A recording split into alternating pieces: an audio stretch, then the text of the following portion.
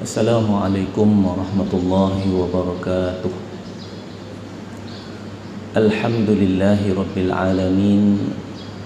Wassalatu wassalamu ala sayyidina Muhammadinil amin wa ala alihi wa ashabihi wattabi'in wa man tabi'ahum bi ihsanin ila yaumiddin. Allahumma salli salatan kamilatan wa sallim salaman tamman ala sayyidina Muhammadin alladhi tanhallu bihil uqad wa tanfariju bihil kurab wa tuqda bihil hawaij wa tunalu bihil raghaib wa husnul khawatim wa yustasqal ghamamu biwajhihil karim wa ala alihi wa sahbihi fi kulli lamhatin wa nafasin bi'adadi kulli ma'lumin lak. Rabbi shrah li sadri wa yassir li amri wahlul 'uqdatam min lisani yafqahu qawli. Subhanaka la ilma lana illa ma 'allamtana innaka antal alimul hakim wa la hawla wa la quwwata illa billahil aliyyil azim. A'udzu billahi minasyaitonir rajim. Bismillahirrahmanirrahim. Qul in kuntum tuhibbunallaha fattabi'uni yuhibbukumullah wa yaghfir lakum dzunubakum wallahu ghafurur rahim. Qul ati'ullaha war rasul fa in tawallaw fa innallaha la yuhibbul kafirin. Sadaqallahul azim. Rabbi shrah li sadri wa yassir li amri wahlul 'uqdatam min lisani yafqahu qawli. Alhamdulillah, muslimin muslimat rahimakumullah. Marilah sama-sama kita mulakan majlis kuliah duha pada pagi ini dengan membaca Ummul Kitab Al-Fatihah. A'udzu billahi minasyaitonir rajim. Bismillahirrahmanirrahim. Alhamdulillahi rabbil alamin. Ar-Rahmanir Rahim. Maliki yaumiddin. Iyyaka na'budu wa iyyaka nasta'in. Ihdinas siratal mustaqim. Siratal ladzina an'amta 'alaihim ghairil maghdubi 'alaihim waladdallin. Amin. Alhamdulillah, marilah sama-sama kita merafakkan setinggi-tinggi kesyukuran kehadrat Allah Subhanahu wa taala kerana dengan limpah rahmat serta kurnianya pada pagi ini kita dapat dipertemukan lagi sekali tuan-tuan dan puan-puan dalam majlis kuliah duha yang saya rasa lama dah saya tak main ni, kerana tidak berkesempatan, dan pada hari ini alhamdulillah saya dapat kembali berjumpa, bersua muka dengan tuan-tuan dan puan. Tak tahulah kenal ke tak lagi. Perasaan tak kenal dah, lama sangat dah tak jumpa, tak main sini ni.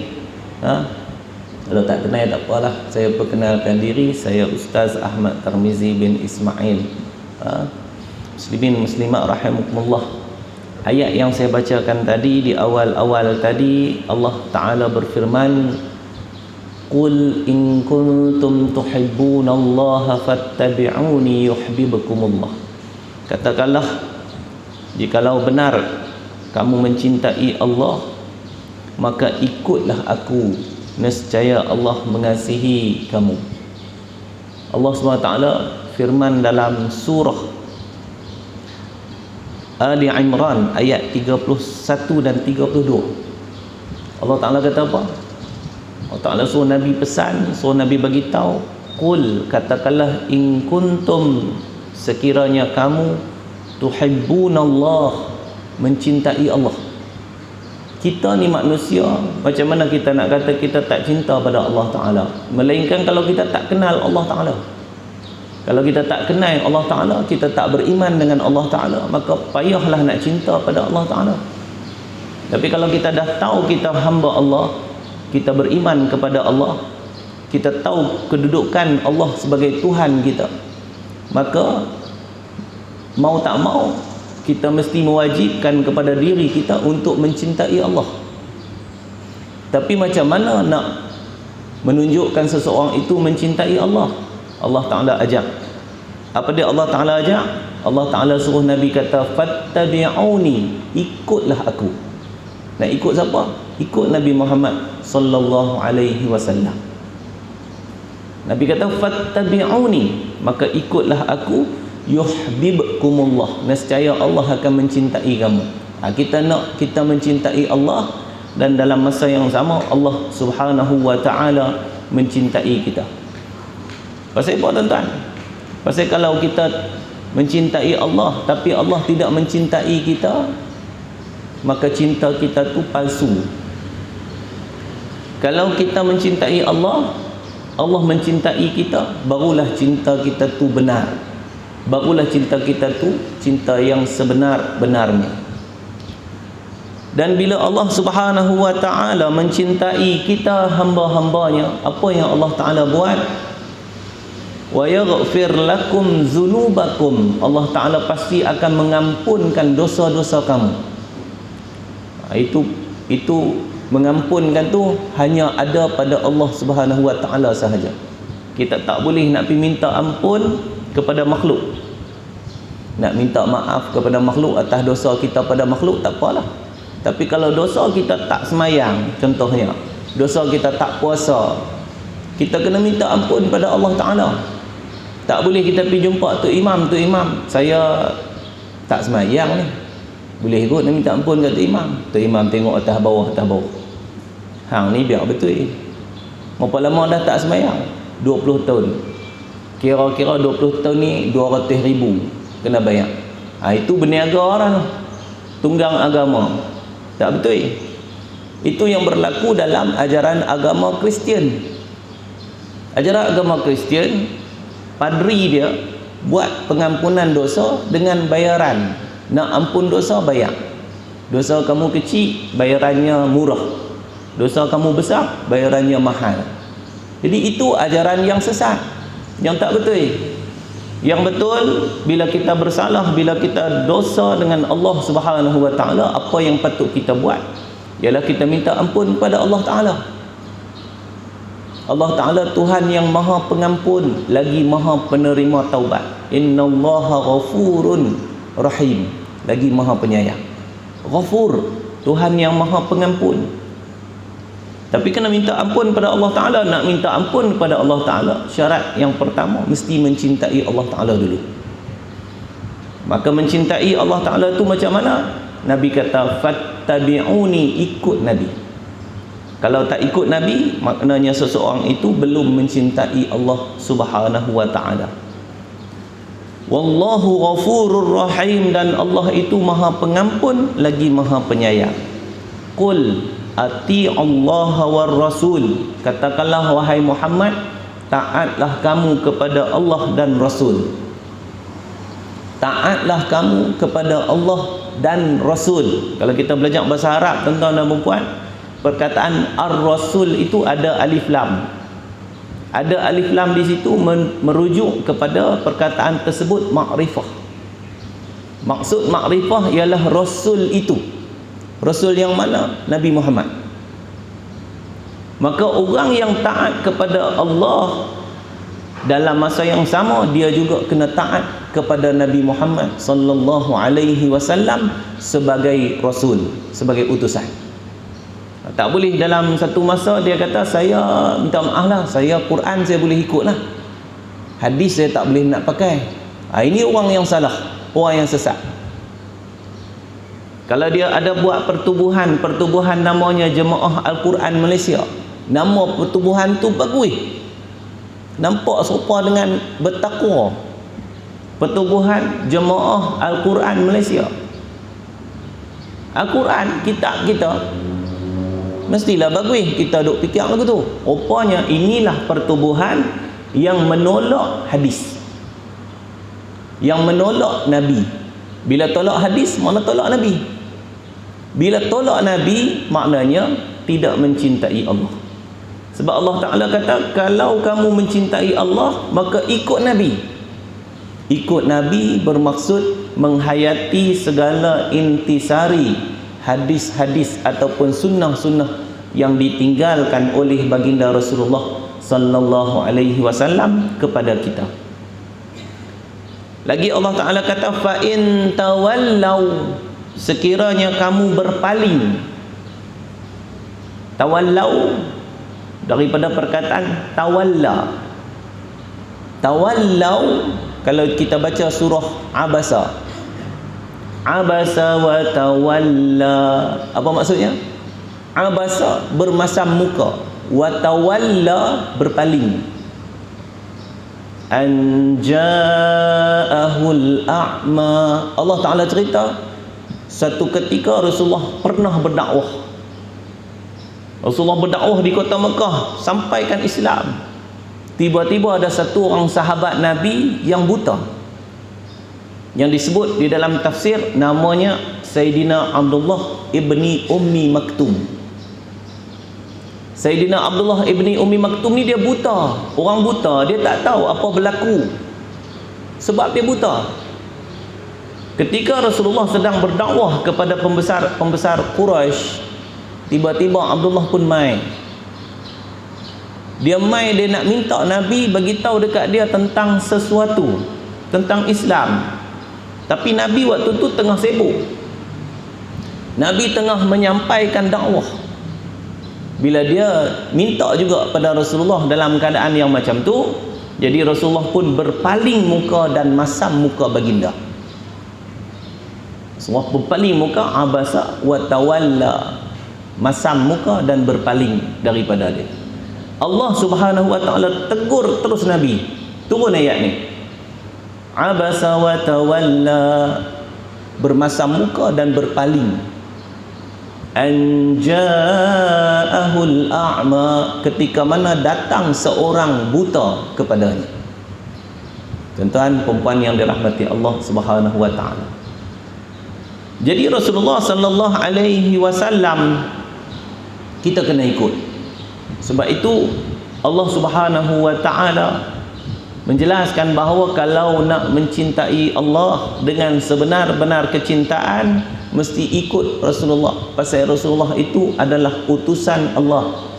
Baginda adalah kekasih Allah yang Allah Subhanahu wa Ta'ala jadikan baginda sebagai Rasul yang terakhir, Rasul yang penutup bagi segala Rasul. Tidak ada lagi Nabi atau Rasul selepas baginda Rasulullah sallallahu alaihi wasallam. Maka sempurna Islam yang dibawa oleh para Nabi dan para Rasul. Semua Nabi dan semua Rasul bawa agama yang sama. Agama yang sama, yang berpunca datangnya daripada Allah Subhanahu wa Ta'ala. Agama tersebut agama Islam. Agama tersebut pernah diturunkan kepada Nabi Adam, Nabi Nuh, Nabi Idris, sehinggalah sampai kepada Nabi Muhammad. Agama tersebut jugalah yang diturunkan kepada Nabi Ibrahim, Nabi Musa, Nabi Isa. Tetapi agama yang diturunkan kepada Nabi Allah Ibrahim alaihi salam, tuan-tuan, pernah diselewengkan. Agama tersebut bila sampai ke kawasan tengah, iaitu kawasan India, agama tersebut telah diselewengkan dengan ajaran Brahma. Dia ambil perkataan Ibrahim itulah, Brahma. Agama tersebut pernah sampai kepada negara kita, negeri kita, tanah Melayu ni, sebagai agama Hanif, agama yang asal. Agama tersebut sampai di semenanjung Arab dengan nama agama Hanif, yang kita duk baca dalam doa iftitah tu, Hanifan Musliman. Hanif, agama Hanif tersebut agama syariat Nabi Ibrahim alaihi salam, sembah Tuhan yang Maha Esa. Dalam ajaran agama Nabi Ibrahim yang dibawa itu, ajaran agama tersebut yang kemudiannya sebahagian daripadanya disebut sebagai syariat yang terdahulu,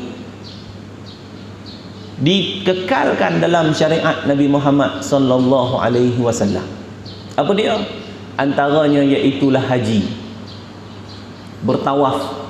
Amalan haji itu tawaf dan sa'i, dia datang asal daripada ajaran agama Nabi Allah Ibrahim alaihi salam. Sebab itu tuan-tuan, kita tak heran apabila ada seorang raja Habsyah yang namanya Abrahah. Abrahah ni dia bukan asal raja. Dia Abrahah ni dia orang Habsyi. Dia asalnya bukan raja. Dia adalah panglima perang nombor 1. Dia ikut putera Raja Habsyah pergi serang Yaman.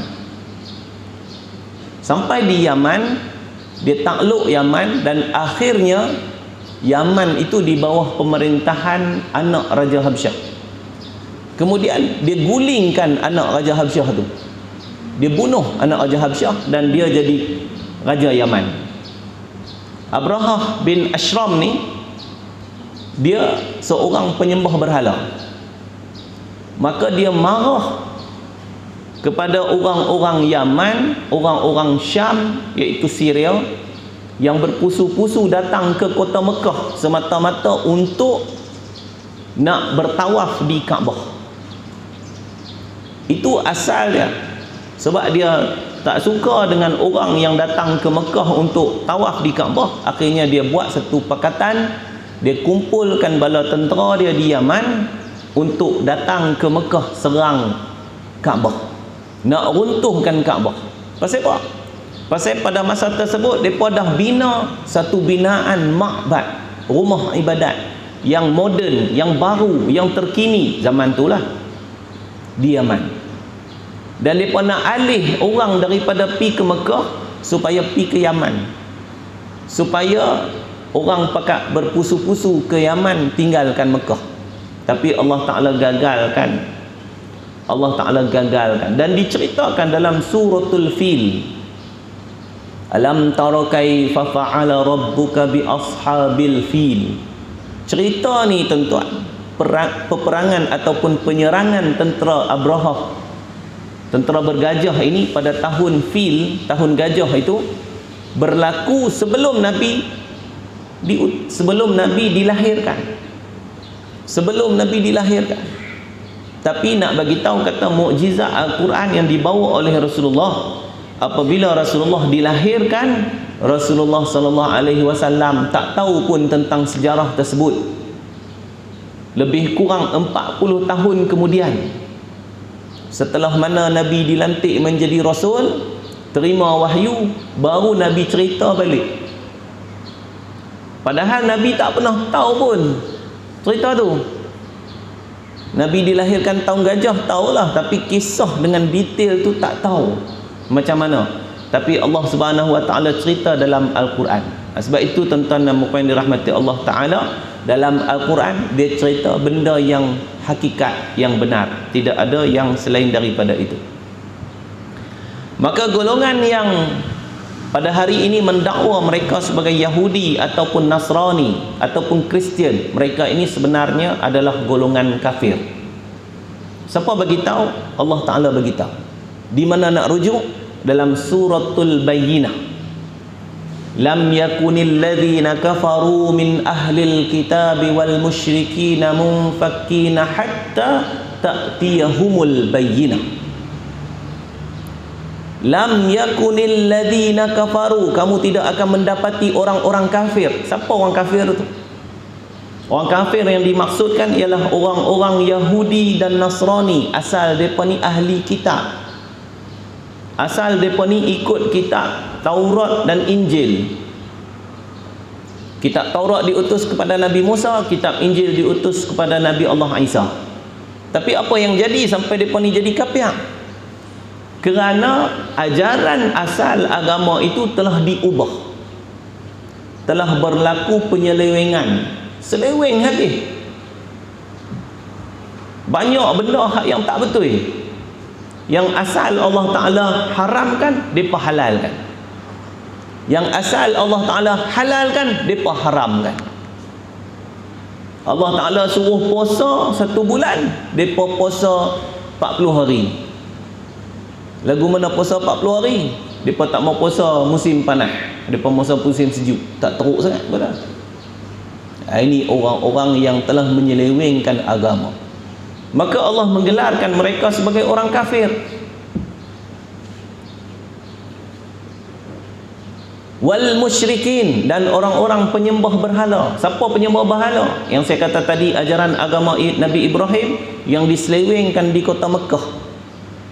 Bila asalnya orang-orang yang mengikut ajaran agama Hanif ini, mereka telah diselewengkan dengan menyembah berhala, diletakkan berhala di dalam Kaabah.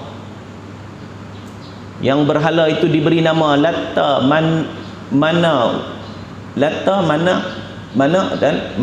Manat dan Uzza.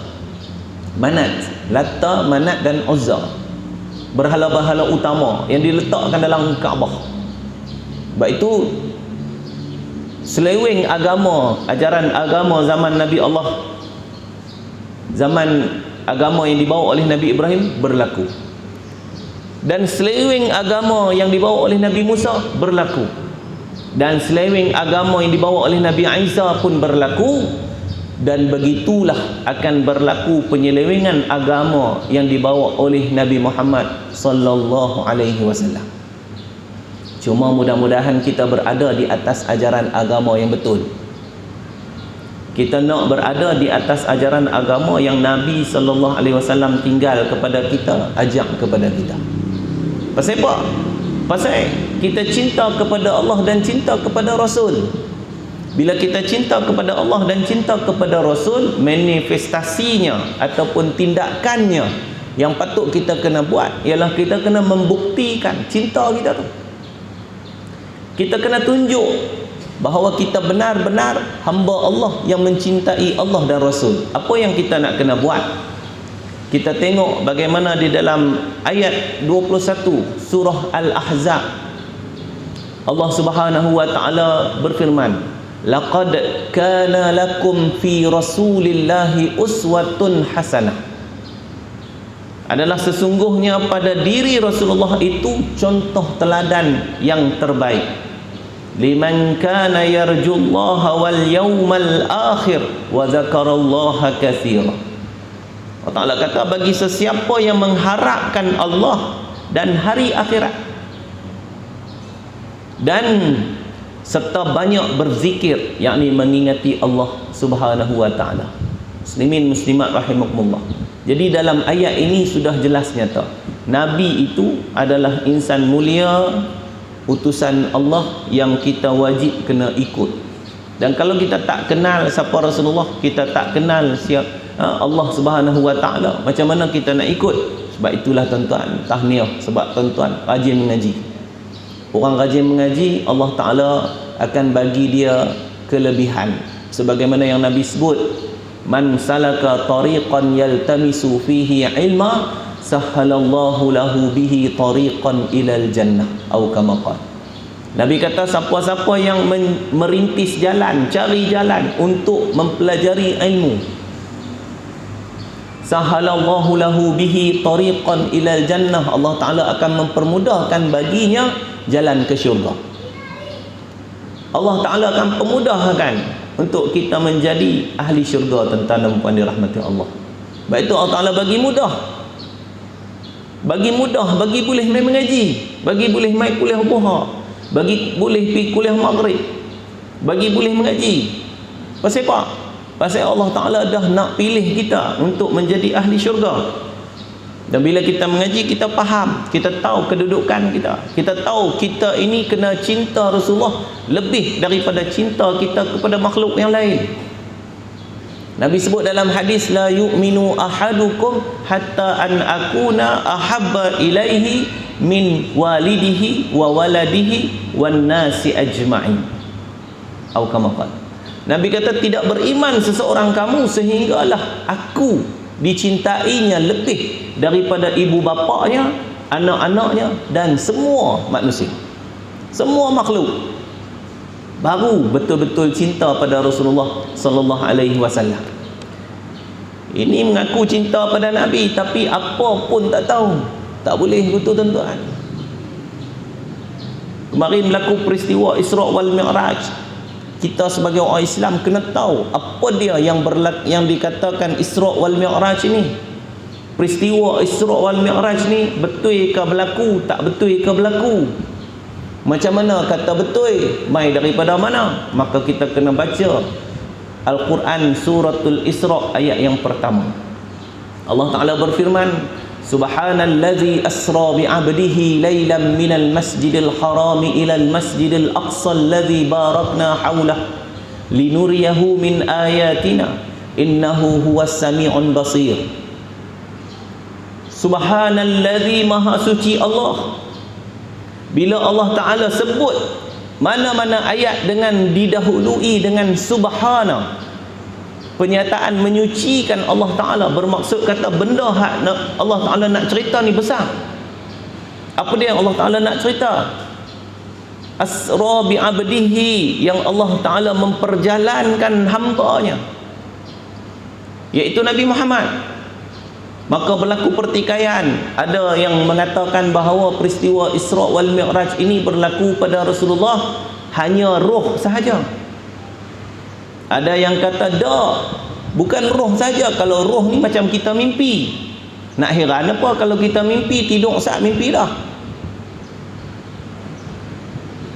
Maka pendapat yang tepat ialah berlaku kepada Rasulullah sallallahu alaihi wasallam dengan roh dan jasad. Roh dan jasad pun berserta dengan roh pada malam berlaku peristiwa Isra wal Mi'raj tersebut.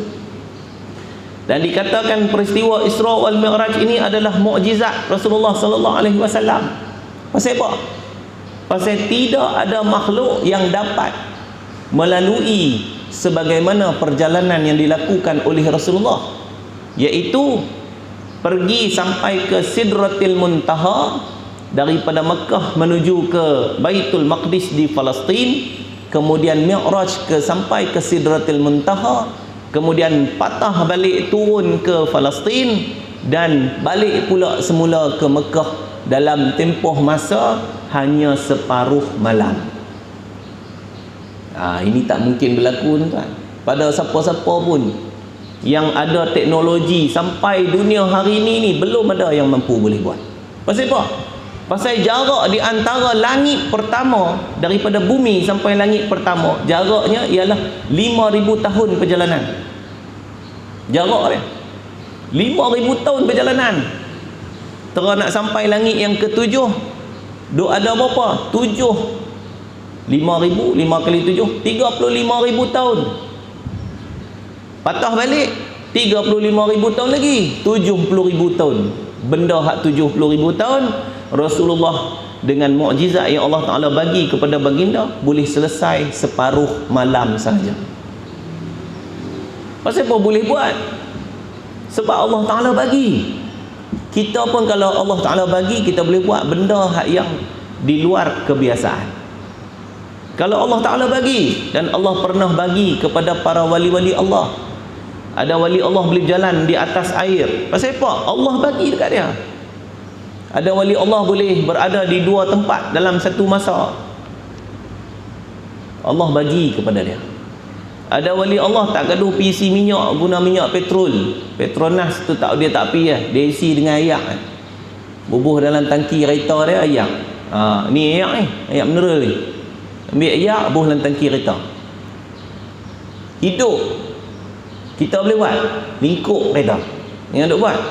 Kalau kita lagi balik-balik minyak habis, ustaz kata wali Allah guna ayak mineral pun boleh. Cari ayak mineral dalam kereta, adalah sebotol. Try tengok bu. Jangan duk try tuan-tuan, lingkup. Sekali lagi lingkup pakai duk cari saya pula. Muslimin muslimat rahimakumullah. Maka Nabi SAW Allah bagi kepada baginda. Pasal apa? Pasal baginda kekasih Allah Ta'ala. Tapi sebelum Allah bagi itu, Allah uji dulu dengan kesusahan. Macam itulah kita. Kita pun macam tu. Kalau kita nakkan nikmat, kita kena bersedia untuk diuji. Allah Ta'ala akan uji kita dulu, tuan-tuan. Fa inna ma'al usri yusra. Inna ma'al usri yusra. 2 kali Allah Ta'ala ulang. Sesungguhnya bersama-sama dengan kesusahan ada kemudahan. Sesungguhnya bersama-sama dengan kesusahan ada kemudahan. Makna apa, tuan-tuan? Ujian dan nikmat selari. Kalau nikmat tak pernah kena uji, hak tu jaga-jaga. Takut-takut itu istidraj. Allah Ta'ala bagi nikmat, bagi nikmat sampai dia lupa pada Allah Ta'ala. Tapi kalau Allah Ta'ala bagi ujian, pasti akan ada nikmat. Kalau tidak di dunia, di akhirat nanti. Dia kata, ustaz, saya 70 tahun hidup, 70 tahun ujian, tak pernah ada satu nikmat pun. Mohong. Takkan tak ada langsung satu nikmat pun. Dia kata, mana ada ustaz? Mohong lah. Satu nikmat pun tak ada. Maknanya kamu belum kenal Allah Ta'ala. Sayang lah, 70 tahun hidup tapi tak kenal. Sebenarnya ujian itulah tanda kasih sayang Allah Subhanahu wa Ta'ala. Itulah sebesar-besar nikmat. Ujian tu tuan-tuan, itu tanda Allah Ta'ala ingat kita. Allah Ta'ala ingat kita. Sebab tu dia hantar ujian. Kalau kita dibiarkan dengan kemewahan, dibiarkan dengan keseronokan, dibiarkan dengan kehidupan dunia yang senang lenang tanpa ada sebarang ujian, itu bermakna risau, takut-takut ia adalah istidraj sehingga seseorang itu lupa kepada Allah Subhanahu wa Ta'ala. Muslimin muslimat rahimakumullah. Jadi pada malam berlaku peristiwa Isra wal Mi'raj itu benar-benar Nabi dibawa oleh malaikat Jibril dengan tunggangan yang namanya burak. Bukan burak oil, itu minyak, jenama minyak. Burak ini ialah satu binatang sejenis tunggangan yang disebut di dalam hadis madunal bagal wa fawqal himar. Dia ni lebih kecil daripada bagal tapi lebih besar daripada himar. Bagal ni jenis keldai itulah juga. Dua-dua tu kita panggil keldai. Tapi orang Arab kalau hak besar sikit dia panggil bagal. Kalau hak kecil rendah katik itu dia panggil himar ataupun keldai. Himar yang kita panggil keldai. Tuan-tuan, kalau tuan-tuan tak tahu himar ni lagu mana, tengok cerita P. Ramlee. P. Ramlee ada dia buat cerita anak jin Ahmad Alba. Dalam cerita tu ada keldai. Itu keldai. Muslimin muslimat rahimakumullah. Jadi Allah Subhanahu wa Ta'ala bagi burak. Burak ni satu tunggangan yang dikhususkan kepada para nabi dan rasul. Dan Nabi Muhammad dapat naik tunggangan tersebut. Yang kita tahu diceritakan bahawa satu langkah burak ini sejauh mata memandang. Sebab itu tak heran lah. Dia punya kelajuan tu Lamborghini hebat dah, tak boleh lawan. Lamborghini makan asap dengan burak. Burak dah sampai, Lamborghini baru duk start. Muslimin muslimat rahimakumullah. Itu hebat dia. Maka tunggangan ini telah bawa baginda Rasulullah sallallahu alaihi wasallam daripada Masjidil Haram ke Masjidil Aqsa.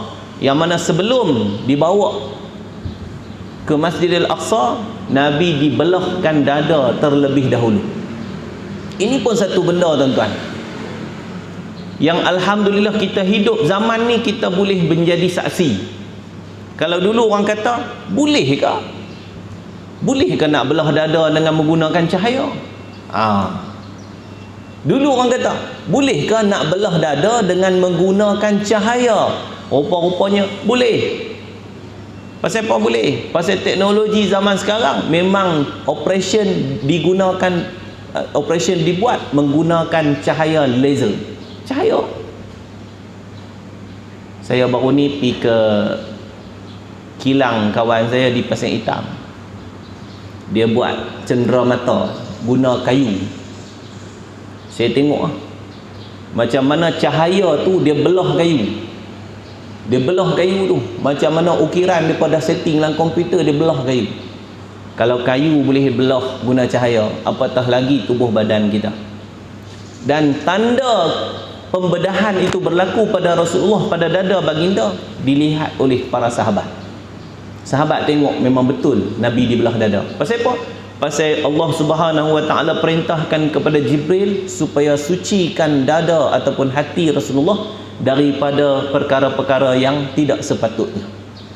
Jadi Jibril ambil, keluarkan hati Rasulullah, bersihkan dengan air zam-zam, kemudian masukkan balik.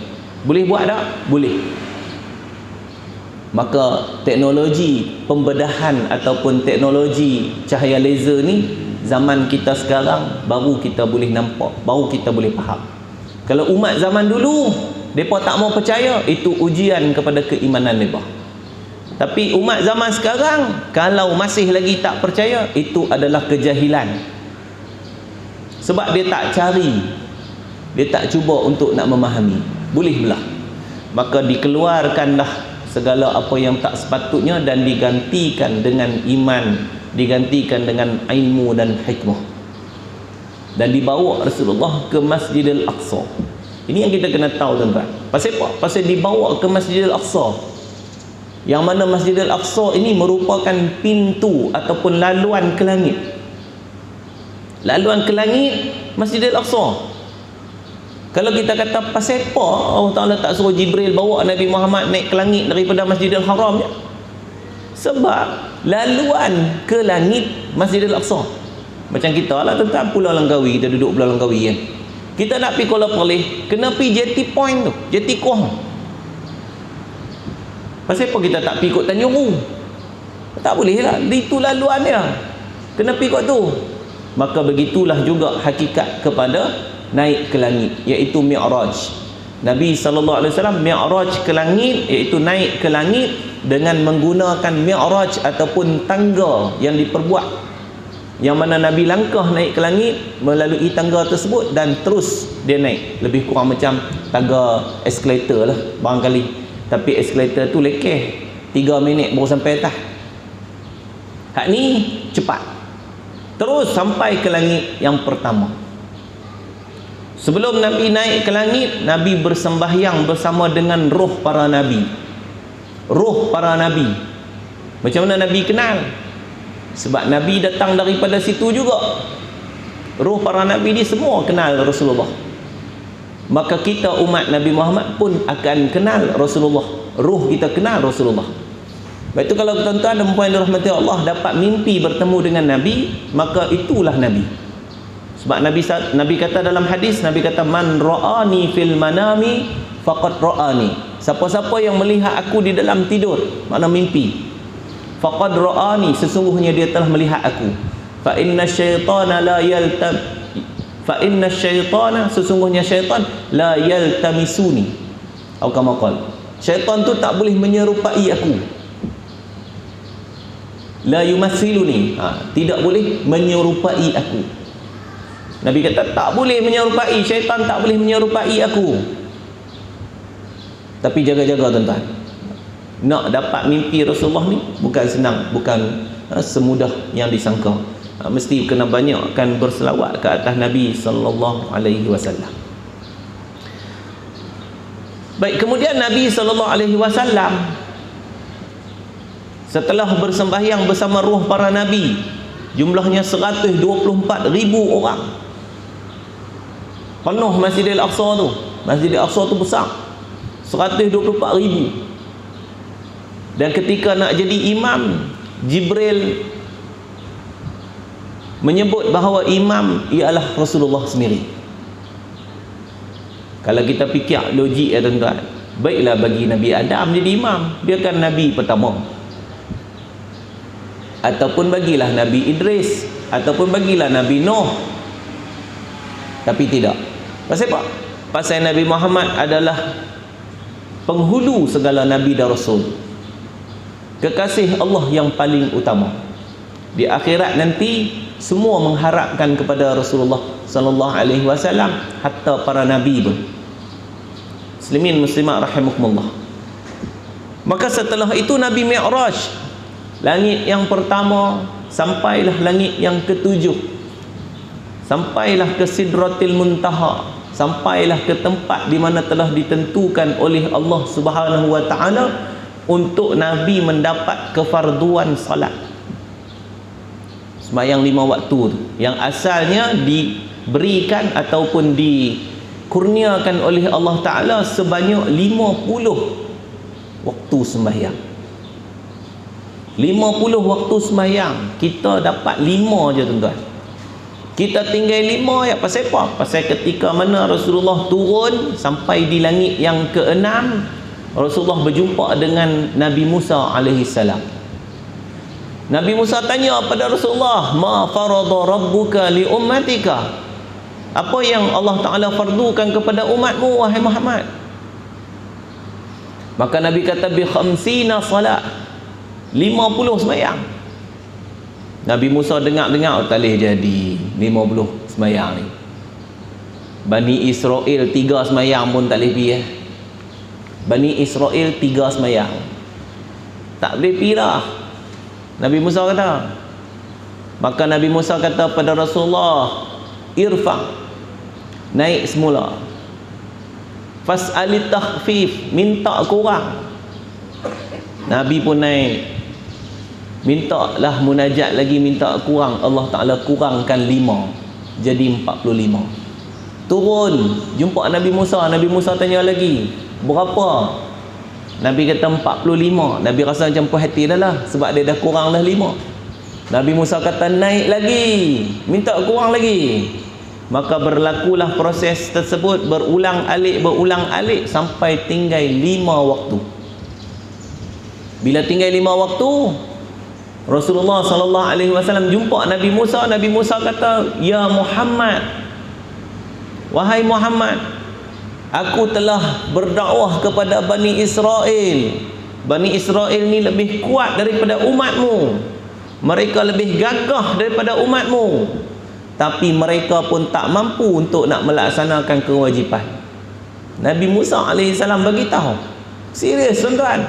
Nabi Musa bagi tahu Bani Israel pun tak mampu. Aku risau umatmu pun takkan mampu untuk melaksanakan 5 waktu sembahyang tersebut. Betul tak tuan-tuan? Betul Kalau kita renung tengok jumlah umat Islam yang ada atas muka dunia ni, berapa persen sahaja yang 100% boleh sembahyang 5 waktu cukup? Berapa persennya? Saya kalau buat ceramah dekat budak-budak sekolah menengah lah terutamanya, saya akan minta mereka tunduk, pejam mata. Saya akan buat satu sesi, saya akan tanya mereka, siapa daripada kamu semua ni yang sembahyang cukup 5 waktu? Tuan-tuan, tak sampai 20% yang kat tangan. Tak sampai. Itu kita tak cerita lagi dari sudut betul tak betul sembahyang yang dia buat tu. Baru kita cerita sembahyang ke tak sembahyang. Muslimin muslimat rahimakumullah. Jadi itulah realiti dia. Ada orang tak sembahyang pasal sibuk buat kerja, sampai lupa sembahyang. Padahal sembahyang itulah connection kita untuk mendapat rezeki. Connection kita. Allah Ta'ala kata, sembahyang kami tak minta kamu rezeki, tapi kami yang bagi kamu rezeki. Kalau tak sembahyang, usahalah lagu manapun, takkan dapat rezeki. Takkan dapat rezeki yang berkat. Kalau dapat pun tak berkat. Maka Allah kurniakan 50 waktu kepada Nabi Muhammad sallallahu alaihi wasallam. Kemudian disuruh kurang oleh Nabi Musa alaihi salam, kerana Bani Israel yang kuat pun tak mampu nak buat, apatah lagi umat Nabi Muhammad yang lemah. Nabi Musa kata umat Nabi Muhammad ni lemah. Nabi Musa kuat tuan-tuan. Kekuatan Nabi Musa alaihi salam sangat kuat. Dia tampak orang mati. Nak tahu kuat tak kuat? Kita tak pernah lagi tampak orang mati. Jarang jumpa. Dia kena guna pistol apa semua. Tapi Nabi Musa, dia sekali dia tampak seorang Qibti mati, Qibti tu. Lepas tu tak tampak dah. Kalau tampak lagi ramai lagi mati. Tak tampak. Tu kuatan Nabi Musa. Dan kekuatan Nabi Musa ni dikatakan sama kuatnya seperti 4 orang lelaki paling kuat. 4 orang lelaki paling kuat, bukan 4 orang lelaki yang lemah. 4 orang lelaki paling kuat kekuatan Nabi Musa. Tapi dikatakan kekuatan Nabi Muhammad 40 kekuatan orang lelaki paling kuat. Jadi siapa lagi kuat tuan? Nabi Muhammad lagi kuat. Cuma Nabi Musa khawatir sebab umat Nabi Muhammad lemah. Memang betul umat Nabi Muhammad lemah. Terutamanya kita tuan-tuan yang tak pernah jumpa Nabi Muhammad. Nabi Musa dah tengok umat dia selepas dia tinggalkan umat dia caca marba, celaru. Umat dia mula buat agama yang berbeza dengan agama yang dia tinggalkan. Nabi Musa dah tengok dah umat dia. Dan Nabi Musa tahu umat Nabi Muhammad akan buat benda yang sama. Hakikatnya betul, tuan-tuan.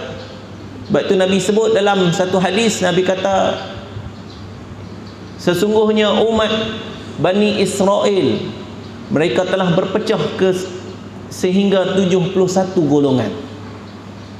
Umat Nasrani, mereka telah berpecah kepada 72 golongan. Dan Nabi kata, sataftariqu ummati, akan berpecahlah umatku ila salasin wa sab'ina firqah, kepada 73 golongan. Nabi bagi tahu dah ni. Zaman Nabi tak berpecah lagi, tapi Nabi kata akan berpecah umatku sehingga 73 golongan. Betul tak betul 73 golongan ni? Ada seorang ulama, iaitu Al-Murtaza Az-Zabidi. Dia buat kajian, betul tak betul hadis ni. Nabi bagi tahu kata 73 golongan, maka dia himpunkan. Memang betul. Umat Nabi Muhammad ini sebenarnya telah berpecah 73 golongan. 73 puak. Yang 72 puak, kata Nabi SAW, yadkhulunan nar, akan masuk ke dalam neraka. Hanya ada satu golongan sahaja yang akan selamat dan dimasukkan ke dalam syurga. Siapa golongan tersebut? Nabi kata, iaitulah orang yang mengikut sunnahku dan juga mengikut jamaah, yang hari ini digelar sebagai ahlus sunnah wal jamaah. Orang yang mengikut sunnah Nabi dan mengikut jamaah orang Islam yang paling besar. As-sawadul a'zam. Siapa dia, tuan-tuan? Kita lah. Kita yang berpegang dengan akidah ahlus sunnah wal jamaah, yang dibawa oleh akidah Abu Hasan Asy'ari, Al-Asy'ariyah, yang kita duk mengaji sifat 20 tu. Sifat wujud yang kita duk mengaji, sifat ada tu lagu mana, apa bukti Tuhan ada, kita duk mengaji tu. Itu akidah Asy'ariyah. Dan akidah Abu Mansur Al-Maturidiyah yang melengkapkan sifat 20 tu. Itu dari sudut akidah. Kalau dari sudut syariah, dari sudut fiqah, yang mengikut kepada mana-mana daripada 4 mazhab, iaitu mazhab Abu Hanifah, mazhab Hanafi, atau mazhab Imam Malik, mazhab Maliki, atau mazhab Imam Asy-Syafi'i, iaitu mazhab Syafi'i, dan mazhab Imam Ahmad Ibn Hanbal, iaitu mazhab Hanbali. Mana-mana 4 mazhab ni, kalau dia main mazhab lain, hak tu bukan dia. Itu bukan termasuk dah Ahlus Sunnah wal Jamaah. Dan bertasawuf dengan tasawuf Imam Al-Ghazali. Yang kita duk mengaji tasawuf Imam Al-Ghazali itu, tuan-tuan, iaitu kitab Bidayatul Hidayah, kitab Imam Al-Ghazali, yang kita mengaji daripada mana-mana ulama yang sealiran dengan Imam Al-Ghazali. Muslimin muslimat rahimakumullah. Maka setelah mana Rasulullah SAW menerima kefarduan solat dan akhirnya tinggallah 5 waktu, Rasulullah pun turun. Kemudian diringkaskan cerita, Rasulullah pun kembalilah ke kota Mekah. Baliklah ke kota Mekah. Sampai di kota Mekah, tuan-tuan dan puan dirahmati Allah Subhanahu wa taala sekalian, maka pada pagi tersebut Jibril turut bersama mengajarkan kepada Rasulullah cara sembahyang subuh. Pada pagi tersebut Rasulullah balik terus laksanakan kewajipan tadi, iaitu 5 waktu. Jibril berterusan ajak Nabi. Jibril tunggu, bila masuk waktu Jibril ajak. Masuk waktu subuh Jibril ajak sembahyang subuh. Macam mana nak sembahyang subuh? Jibril ajak 2 rakaat. Macam mana yang Nabi buat, macam tu yang kita buat sampai hari ini. Dia masuk waktu zuhur, Nabi diajar pula sembahyang zuhur. Macam mana cara nak sembahyang zuhur? Jibril ajar, Nabi buat. Dan kemudian Nabi SAW setelah mana melaksanakan solat subuh, Nabi seperti kebiasaan akan keluar untuk menyampaikan dakwah dia. Nabi tak duduk diam, tuan-tuan. Nabi akan keluar berjumpa dengan manusia, bagi tahu, nak bagi tahu tentang apa yang baginda alami pada malam tadi. Bila sampai sahaja di kawasan manusia yang ramai, datanglah beberapa orang pembesar Quraisy yang mereka main ni tujuan nak mempersenda Rasulullah, nak mengejek Rasulullah. Marilah Abu Jahal. Abu Jahal pun tanya pada Rasulullah, Muhammad, hang nak cerita mohong apa pula hari ni? Ini soalan daripada Abu Jahal. Dia punya kurang ajar. Dia kata, hang nak mohong apa pula kami hari ni? Kami tak nak dengar cerita mohong hang. Hari ni hang nak mohong apa pula? Rasulullah ni orang baik, tuan-tuan. Rasulullah bila ditanya macam tu terus menjawab. Rasulullah bagi tahu bahawa sesungguhnya pada malam tadi aku telah pun diperjalankan oleh Tuhanku ke Palestin, ke Masjidil Aqsa. Kemudian kembali semula ke Mekah, ke Masjidil Haram dalam masa sebelum menjelang waktu subuh. Dengar cerita tu, Abu Jahal pun dia gelak. Dia kata tu dia. Pasal apa? Pasal zaman tu, tuan-tuan, zaman tu kalau kita nak melakukan perjalanan dari Mekah menuju ke Baitul Maqdis, mesti ambil masa selama 1 bulan. Zaman tu. Jadi macam kalau kita zaman sekarang ini, tuan-tuan, kalau orang bagi tahu kat kita, hang tahu tak? Aku baru ni aku naik Proton Saga lama aku tu lah. Kan? Aku pergi Kuala Lumpur 2 minit. Takkan kita tak gelak? Mestilah kita gelak. Proton Saga kalau speed daripada Kuala Perlis nak pergi ke Kuala Lumpur dalam masa 2 minit, baru duduk Kuala Perlis tu kan? Mana boleh sampai Kuala Lumpur? Jadi Abu Jahal gelak, Rasulullah cerita, sebab dia tak boleh bayang. Dia tak tahu kata sampai satu masa teknologi akan mengubah dunia. Teknologi yang ada pada zaman kita hari ini, tuan-tuan, yang kita naik kapal terbang, yang pantas pergerakan dia hanya ambil masa beberapa lama sahaja untuk sampai di tempat yang jauh, tak wujud pada zaman tersebut. Bila tak ada, mereka tak boleh bayang. Tapi kalau cerita pada umat hari ini, kita boleh bayang, kita boleh tahu. Orang boleh pergi ke angkasa lepas dalam beberapa tempoh masa, beberapa jam sahaja. Apatah sangat Rasulullah. Itu mukjizat agung, mukjizat yang hebat yang dikurniakan oleh Allah Subhanahu wa taala kepada baginda. Jadi Abu Jahal pun gelak, ajak geng gelak tu, bukan gelak seorang-seorang, ajak gelak secara berjemaah. Dia kata, mai kita pakai gelak ramai-ramai. Depa pun pakai gelak ha. Kemudian depa pun tanya lagi, wahai Muhammad, aduh tak boleh pakailah cerita hang ni. Apa lagi hang nak cerita? Ceritalah. Nabi Muhammad pun cerita. Nabi Muhammad cerita sampai akhirnya adalah satu orang yang dia ini memang orang yang pernah sampai ke Masjidil Aqsa. Orang pernah sampai Masjidil Aqsa. Tu nak sampai Masjidil Aqsa kena laju dulu tu lah. Orang yang pernah sampai ke Masjidil Aqsa, kemudian dia pun angkat tangan, dia kata, wahai Muhammad, aku adalah orang yang mahir tentang Masjidil Aqsa. Kalau benar kamu telah sampai ke Masjidil Aqsa, ceritakan kepada aku supaya kami semua dapat mendengar jawapan daripada kamu, bagaimanakah keadaan Masjidil Aqsa. Tuan-tuan jangan buat main soalan orang jahiliah ni. Kalau tuan-tuan duk main tiap-tiap minggu sini pun saya tanya ada berapa tiang, tuan-tuan boleh jawab? Ni tiang ni ada berapa? Saya tanya. Ada pernah siapa-siapa main duk kira 1, 2, 3 kipas angin berapa, tiang berapa? Pernah tanya? Pernah kira? Tak pernah. Apatah lagi kalau kita pi satu masjid. Saya hari tu dapat peluang pi ke masjid Kuala Lumpur, masjid wilayah. Masuk masjid wilayah tu sesat. Masuk dalam masjid tu besar, sesat. Nak keluar ke mana betul tak? Nak abang kata masjid tu besar. Pasal apa? Pi tang nu tengok tang ni, tengok tang tu, lah kali tak ingat pintu mana masuk tadi betul. Sesat.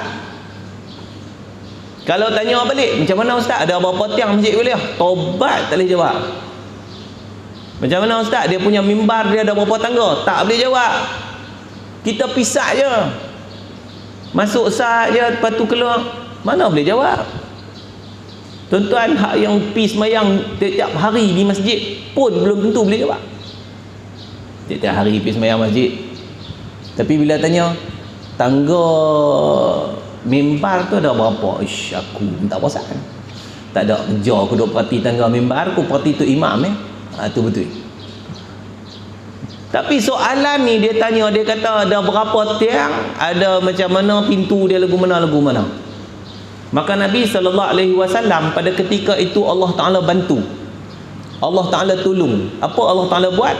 Allah datangkan Masjidil Aqsa gambarannya di depan Nabi. Terus nampak supaya kita tengok televisyen. Terus nampak.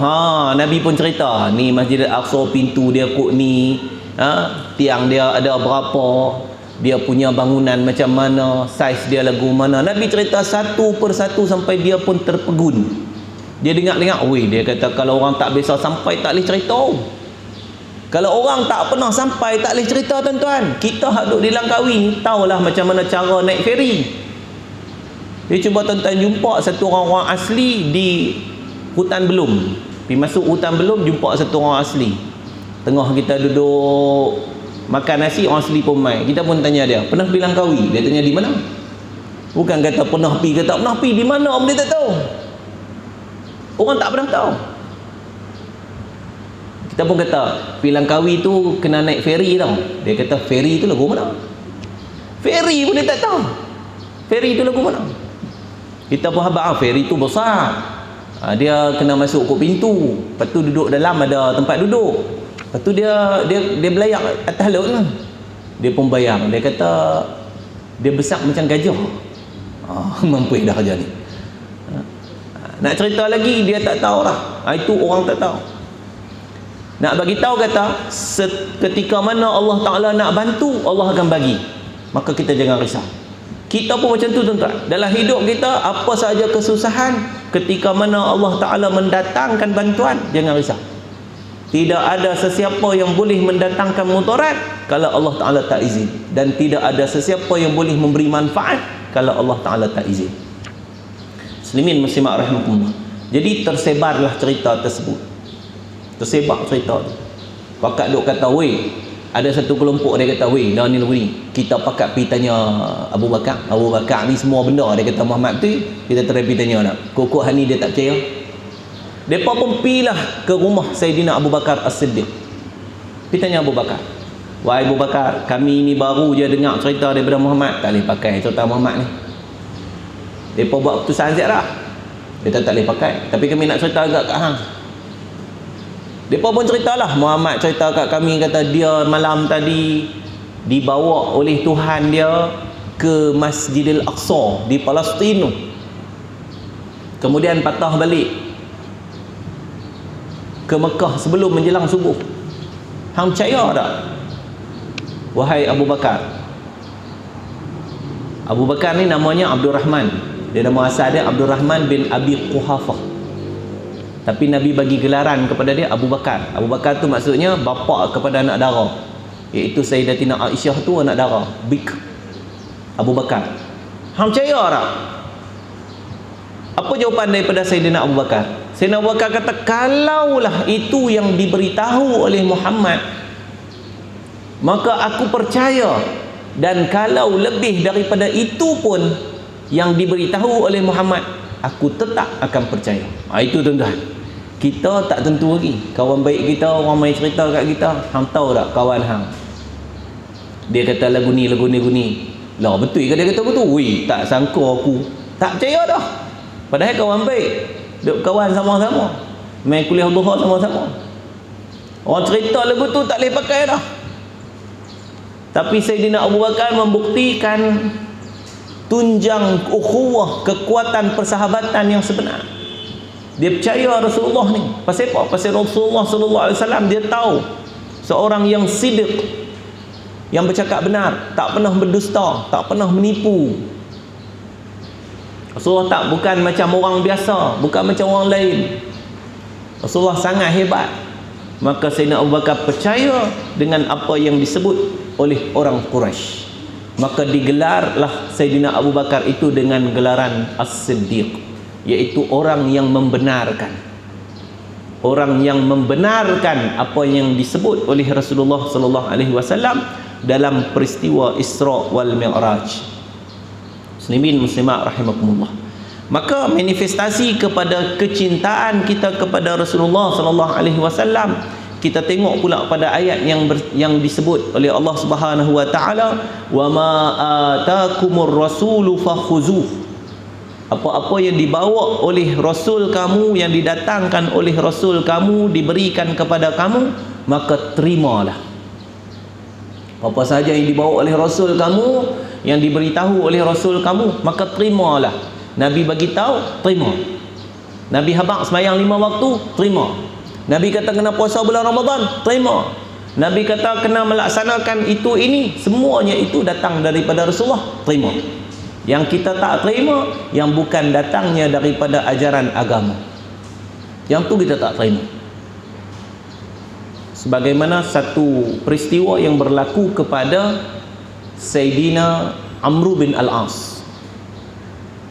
Sayyidina Amr bin Al-As ni tuan-tuan, dia panglima perang, dan dia dihantar oleh Sayyidina Umar bin Al-Khattab sebagai gubernur di negeri Mesir.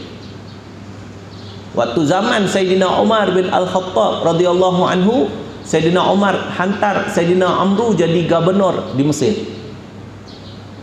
Maka orang Mesir pada waktu itu masih baru lagi untuk menerima Islam. Pada waktu itu orang Mesir masih lagi mengamalkan budaya-budaya, ajaran-ajaran yang bertentangan dengan agama. Salah satu daripadanya iaitulah apabila kepercayaan mereka tentang Sungai Nil. Sungai Nil ni pada waktu itu ada masanya dia akan kering. Bukan kering terus, maknanya dia akan surut. Dan kepercayaan orang Mesir waktu itu, apabila Sungai Nil itu semakin surut, maka mereka akan cari mana-mana anak gadis yang paling cantik untuk dilemparkan ke dalam Sungai Nil, bagi Sungai Nil makan. Itu kepercayaan zaman tu. Jadi mereka pun duk buat lagu tu lah. Sampailah zaman Sayyidina Amr jadi gubernur. Sayyidina Amr ditanya oleh penduduk Mesir. Dia kata, wahai Sayyidina Amr, kami ni lama dah duk buat lagu ni, dan tiap kali kami buat, lepas tu ayat pun banyak balik. Lagu mana kami tak percaya?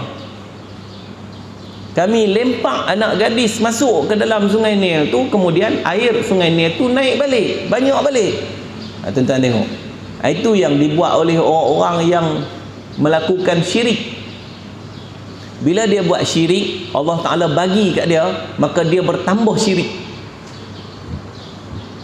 Dia sembah berhala dia, lepas tu dia dapat apa yang dia nak, maka dia bertambah syirik. Orang Mesir waktu itu, sebelum datangnya Islam kepada mereka, mereka buat begitu. Mereka buat benda khurafat. Mereka campak gadis masuk ke dalam Sungai Nil, kemudian air Sungai Nil naik balik, dan mereka percaya perbuatan mereka itu betul. Maka setelah mana diberitahu kepada Sayyidina Amr bin Al-As, Sayyidina Amr pun tulis satu surat. Dia bagi tahu kepada Sayyidina Umar. Waktu tu Sayyidina Umar adalah khalifah. Sayyidina Umar jadi khalifah selepas Sayyidina Abu Bakar. Rasulullah wafat, kemudian Sayyidina Abu Bakar menjadi khalifah 2 tahun. Kemudian Sayyidina Umar menjadi khalifah 10 tahun. Dalam tempoh masa tersebut, maka Sayyidina Umar balas surat Sayyidina Amr. Surat itu dituju kepada Sungai Nil. Surat itu tuan-tuan, dia tuju kepada Sungai Nil. Dia kata, wahai Nil, wahai Sungai Nil, mengalirlah kamu kerana taat kepada Allah Subhanahu wa taala. Dan sekiranya kamu mengalir bukan kerana taat kepada Allah Taala, maka berhentilah mengalir. Lebih kurang macam tu lah ayat dia. Dia kata, kalau hang tak mau mengalir, tak mau taat kepada perintah Allah Taala, berhenti. Kami pun tak mau kat hang. Allah Ta'ala yang suruh hang mengalir, hang nak mengalir kerana Allah Ta'ala. Kalau tak mau, berhenti bang. Maka surat tersebut diamanahkan oleh Sayyidina Umar pi bagi pada Sayyidina Amru campakkan surat tersebut dalam Sungai Nil. Dia pergi hantar surat tu. Sungai Nil pun baca. Lepas Sungai Nil baca, tak ada lagi dah peristiwa air Sungai Nil surut. Muslimin muslimat rahimakumullah. Itu di antara kehebatan wali Allah. Sayyidina Umar itu adalah wali Allah. Yang selain daripada Nabi, selain daripada Rasul, wali Allah. Bahkan title Sayyidina Umar tu sedarjat dengan title Nabi. Dan Nabi pernah sebut, kalau ada Nabi selepas aku, maka orangnya adalah Umar. Title Sayyidina Umar tu, dia punya darjat dia tu sama macam Nabi. Tapi dah tak ada Nabi dah. Maka dia menjadi sahabat Rasulullah di antara yang paling kanan. Sungai Nil pun lepas tu mengalir. Jadi nak ceritanya tuan-tuan, kalau benda tersebut benda yang bertentangan dengan agama, maka jangan buat. Kalau orang kata buat macam ni, ada tak benda tersebut sumbernya daripada agama? Kalau tak ada, jangan buat. Sebab itu kita kena tanam dalam diri kita nak cinta kepada Allah, cinta dan kepada Rasul. Perkara yang pertama yang kita kena buat ialah ilmu. Perkara pertama kena buat ialah ilmu, bukan ikut. Kalau ikut, tengok orang buat, kita ikut, belum tentu betul. Tapi ilmu, tugas kita ialah untuk mendapatkan ilmu, yang mana Allah Subhanahu wa ta'ala jadikan agama Islam ini agama ilmu. Ayat yang pertama yang diturunkan kepada Rasulullah tentang baca, ilmu. Allah Ta'ala suruh baca. Pasal apa? Pasal kalau tak baca, kalau tak faham, kalau tak hayati, macam mana kita nak mengamalkan agama kita? Sebab itu kena baca, kena faham. Bila dah baca, bila dah faham, baru boleh beramal. Dan amalan itu mudah-mudahan Allah Ta'ala terima. Kalau kita ni orang yang kuat beramal tapi tak pernah baca, tak pernah baca maksudnya tak belajar. Beramal kuat tapi tak tahu amalan tersebut nak buat macam mana. Tuan-tuan jangan terkejut. Walaupun misal kata kita sekarang, zaman sekarang ini sudah tersebar luas benda-benda hak yang asas dalam agama. Apa dia asas dalam agama ni? Contohnya, asas dalam agama ni ialah sembahyang 5 waktu. Contohnya, asas dalam agama ni puasa bulan Ramadan. Contohnya, asas dalam agama ini iaitu menutup aurat. Contoh lagi, seumpama menunaikan haji di Baitullah di Mekah. Itu semua asas, benda yang memang dah tahu. Kalau benda yang dilarang, contohnya mencuri itu haram, memang dah tahu lah. Makan riba itu haram, memang dah tahu lah. Berzina haram, dah tahu lah. Tapi tuan-tuan jangan heran bahawa akan ada sekumpulan manusia yang akan menentang Allah Subhanahu wa ta'ala sampailah hari akhirat. Kita heran, akan ada satu kumpulan manusia yang memperjuangkan hak di barat sekarang ini. Pada masa sekarang ini tuan-tuan, di barat mereka telah memperjuangkan hak kemanusiaan atas nama manusia. Apa dia? Hak asasi manusia, kononnya orang lelaki boleh berkahwin dengan sesama sejenis. Orang lelaki kahwin dengan orang lelaki, jahanam betul. Ni yang mereka perjuangkan. Orang lelaki boleh kahwin dengan sama lelaki, dan perempuan boleh kahwin sama perempuan.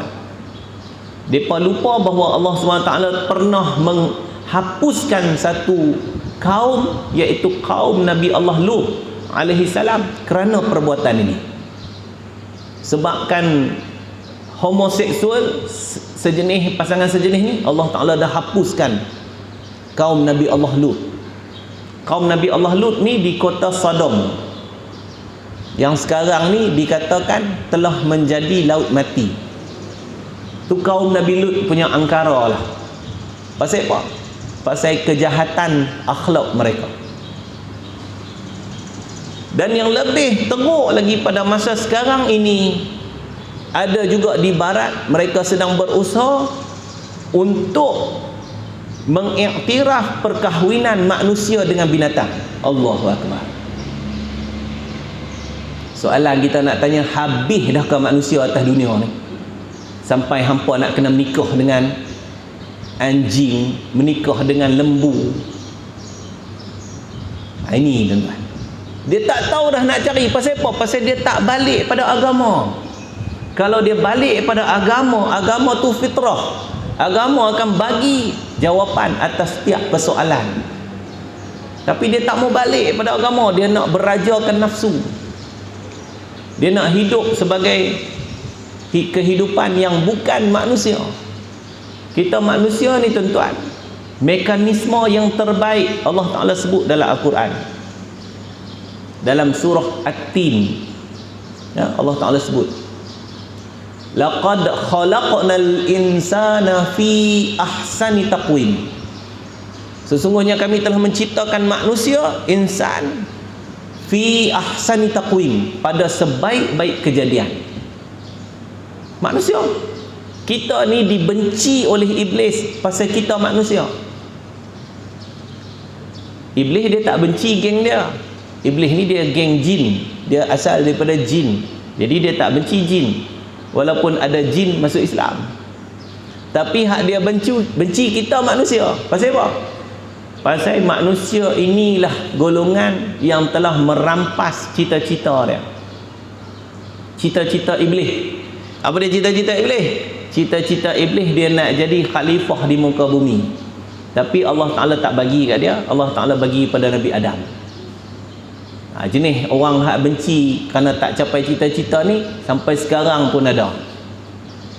Dia punya benci tak capai cita-cita dia. Dia teringin nak kahwin dengan Leha, Leha pergi kahwin dengan Man. Daripada Leha kahwin dengan Man, dia sihir Leha sampai Leha mati. Itu perangai iblis. Perangai dendam yang tak berkesudahan. Dia kata Man pun kena, Leha pun kena. Dah Leha tak mau kahwin dengan aku, dua-dua aku hantar sihir. Dia pergi jumpa dengan Bomo Siam. Bomo Siam pun buatlah nalapuka pun semua, jampi pun semua cukup. Lah kali jadilah sihir. Dan dia dapat tengok orang itu akhirnya merana, hidup susah. Dia bergembira atas kesakitan orang lain. Itu berlaku sebab Allah Ta'ala izin. Kamu nak sangat kan, jadi syirik kan, kamu dapatlah. Tapi di akhirat nanti kamu jangan kata saya tak buat. Jangan kata, sebab kita dah buat. Dan di akhirat nanti Allah Subhanahu Wa Ta'ala akan bentangkan semua amal kebajikan dan amal kejahatan kita di atas muka dunia. Faman ya'mal mithqala dzarratin khairan yarah. Amal baik akan diperlihatkan. Wa man ya'mal mithqala dzarratin syarran yarah. Amal jahat pun akan diperlihatkan. Tak ada satu benda yang semasa kita hidup atas muka dunia yang Allah Ta'ala bagi kita lupa di akhirat nanti. Di akhirat nanti semua ingat balik. Di akhirat nanti tuan-tuan perempuan akan ingat balik, aku duduk di dunia dulu buat apa? Aku duduk di dunia dulu mengaji ke tak? Aku duduk di dunia dulu semayang ke tak? Dapat. Maka datanglah umat pada masa tersebut yang mula menyesal. Pasal apa dia menyesal? Pasal nikmat kehidupan yang dia dapat semasa hidup di atas muka dunia, 70 tahun, 80 tahun, 90 tahun hidup, tak digunakan dengan sebaik-baiknya. Minta pula dengan Allah Ta'ala supaya dikembalikan hidup atas muka dunia.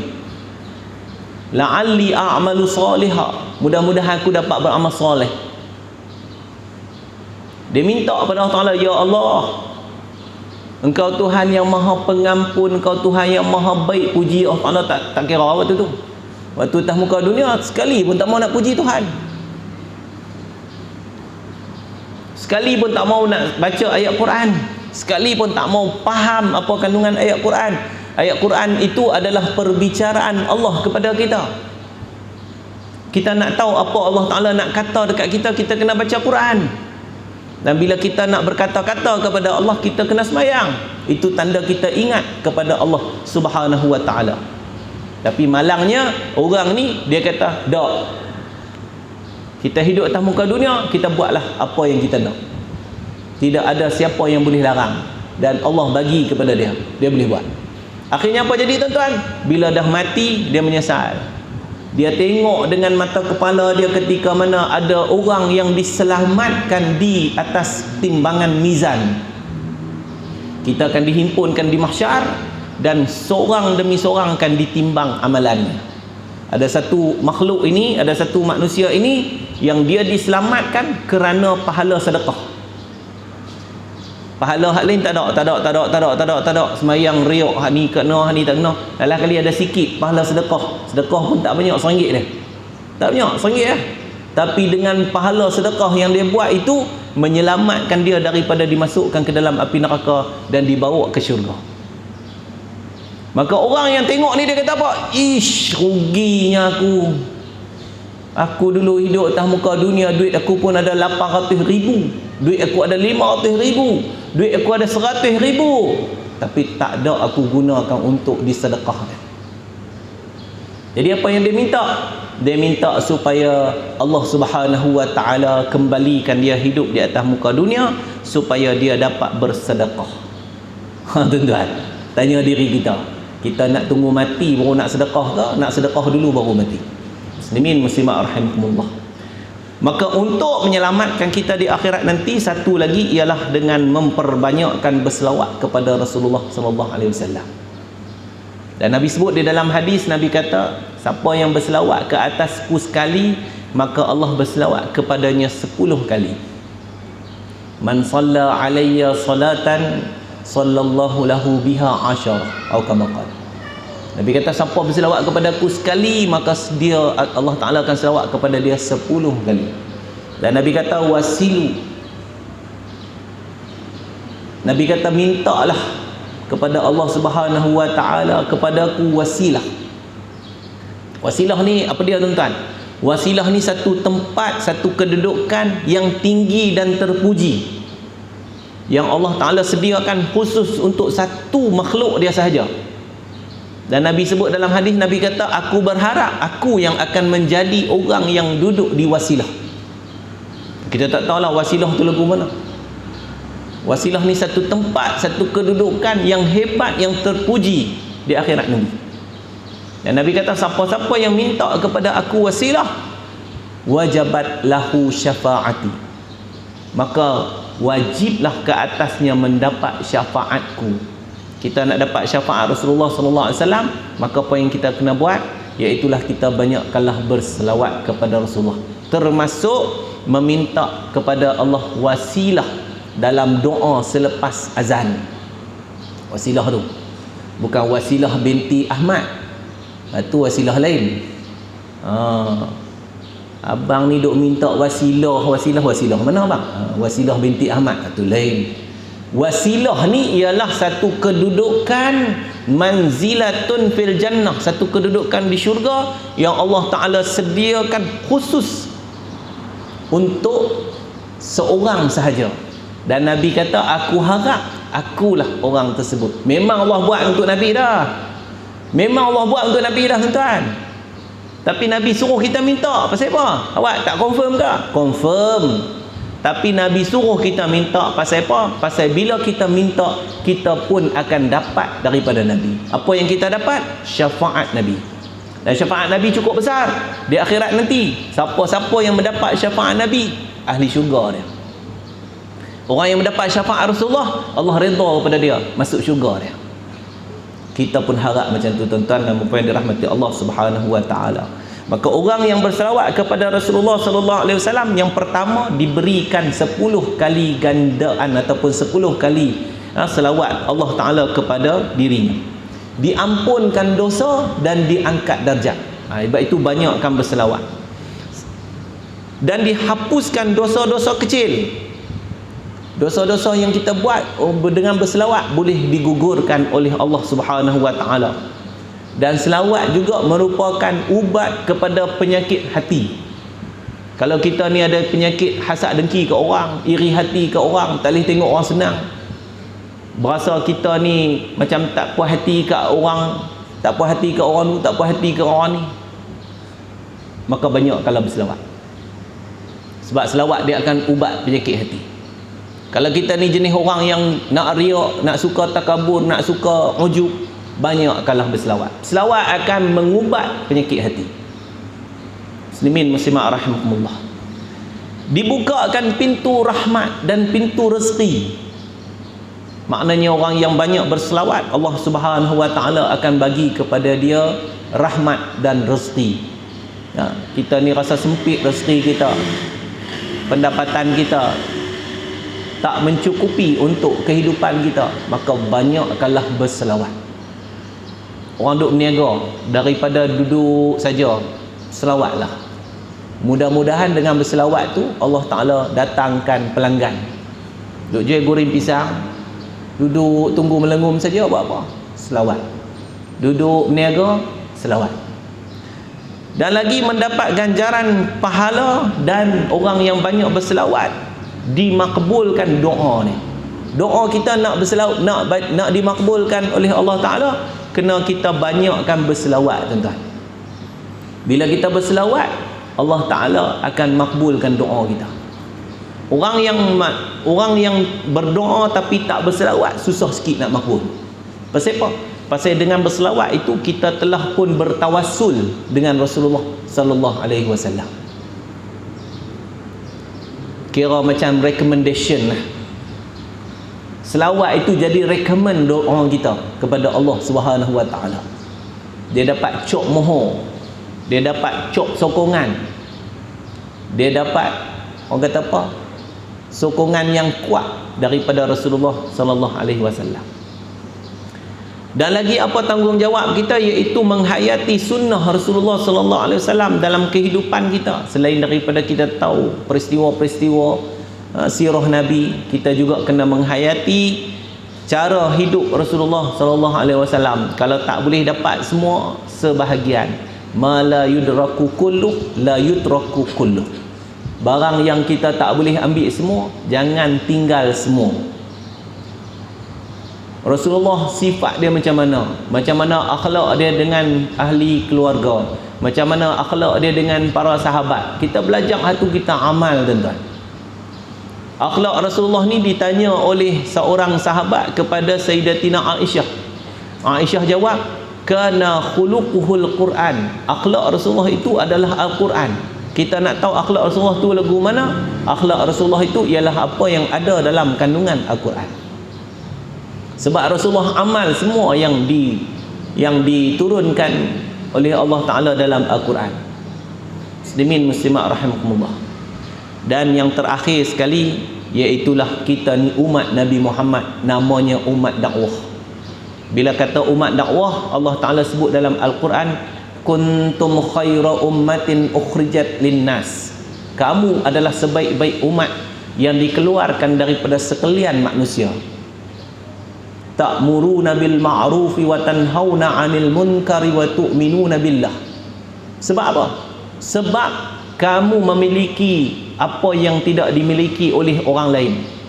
Apa dia, tuan-tuan? Ta'muruna bil ma'ruf, menyeru kepada perkara ma'ruf. Kita umat Nabi Muhammad ni umat dakwah. Benda yang maksiat kita kena cegah, benda yang ma'ruf kita kena ajak. Wa tanhauna 'anil munkar, dan mencegah daripada perkara munkar. Wa tu'minuna billah, dan dalam masa yang sama beriman kepada Allah. Inilah membuktikan bahawa kita umat Nabi Muhammad. Kalau kita sekadar himpun ilmu banyak-banyak tapi tak sampaikan kepada orang lain, tak bagi pengajaran kepada orang yang sepatutnya, anak-anak kita, jiran tetangga kita, sahabat-sahabat kita, tak disampaikan, maka kita tak berjaya buat apa yang Nabi pesan. Apa Nabi pesan? Nabi kata, balighu anni walau ayah. Sampaikanlah daripada aku walaupun satu ayat. Sampaikan.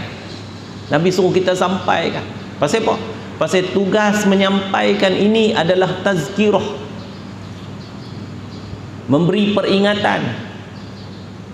Sebab memberi peringatan itu adalah memberi manfaat kepada orang-orang yang beriman. Orang beriman bila dapat peringatan, dia boleh terima. Nak tahu diri kita tu beriman tak beriman, kalau diberi peringatan kita boleh terima. Tapi kalau diberi peringatan, orang itu melenting, orang itu marah, orang itu buat tindakan yang tak sepatutnya, maknanya dia belum lagi mencapai tahap keimanan, dia belum lagi mencapai tahap ketakwaan. Muslimin muslimat rahimakumullah, mudah-mudahan Allah Subhanahu wa taala menghimpunkan kita semua di akhirat nanti dan dimasukkan ke dalam syurga. Bismillahirrahmanirrahim. Alhamdulillahirabbil alamin wassalatu wassalamu ala asyrafil anbiya wal mursalin wa ala alihi wa sahbihi ajma'in. Allahumma a'inna ala dzikrika wa syukrika wa husni ibadatik. Allahumma 'allimna minhu ma jahilna wa dzakkirna minhu ma nusina وانفعنا بما علمتنا وعلمنا ما ينفعنا. اللهم لا سهل إلا ما جعلته سهلا وأنت يا حي يا قيوم أنت تجعل الحزن إذا شئت سهلا. اللهم إنا نسألك رضاك والجنة ونعوذ بك من سخطك والنار. يا مقلب القلوب ثبت قلوبنا على دينك وعلى طاعتك يا أرحم الراحمين. اللهم فقهنا في الدين وعلمنا تأويل واهدنا إلى صراطك المستقيم. ربنا زدنا علما وارزقنا فهما واجعلنا من عبادك الصالحين. ربنا هب لنا من أزواجنا وذرياتنا قرة أعين واجعلنا للمتقين إماما. اللهم اجعل جمعنا هذا جمعا مرحوما وتفرقنا من بعده تفرقا معصوما. ربنا آتنا في الدنيا حسنة وفي الآخرة حسنة وقنا عذاب النار. وصلى الله على سيدنا محمد وعلى آله وصحبه أجمعين. سبحان ربك رب العزة عما يصفون وسلام على المرسلين والحمد لله رب العالمين. Saya mohon maaf atas segala kekurangan dan kesilapan yang saya sebut. Wallahu a'lam bishawab. Aqulu qawli hadza wa astaghfirullahal azim li wa lakum wa billahi taufiq wal hidayah. Assalamualaikum warahmatullahi wabarakatuh.